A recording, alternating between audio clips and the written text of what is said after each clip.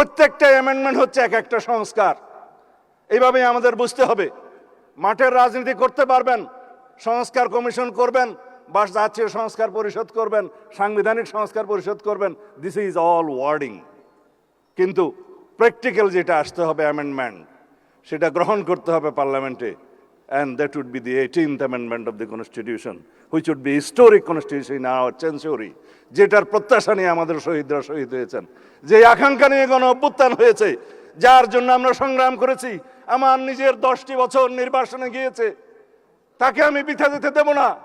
গুম কমিশন আমরা অধ্যাদেশ পাশ করি নাই, কিন্তু গুমের উপর প্রতিকার এবং গুম প্রতিরোধ আইন নিয়ে এসেছি। আগামী পার্লামেন্টে আসবে ইনশাআল্লাহ।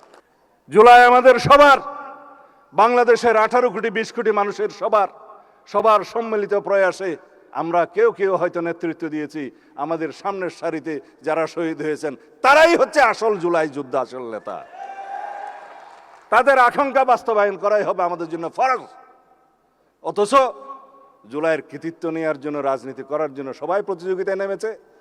আমরা প্রতিযোগিতা করছি জুলাইয়ের আকাঙ্ক্ষা বাস্তবায়নের জন্য। আমার ভাই পরোয়ার সাহেব বলে গিয়েছেন, জুলাই জাতীয় সনদের বাস্তবায়ন করতে হবে সম্পূর্ণ, তার বাইরেও করব আমরা জন আকাঙ্ক্ষা অনুযায়ী। আসুন কথা বলি, সমাজের সমস্ত সেক্টরের সাথে আমরা কথা বলবো।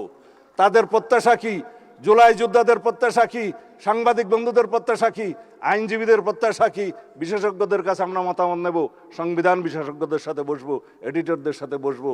আমরা এমন একটা সংবিধান সংশোধনী আনতে চাই, যেই সংশোধনী নিয়ে আমরা অনেক বছর চলতে পারবো।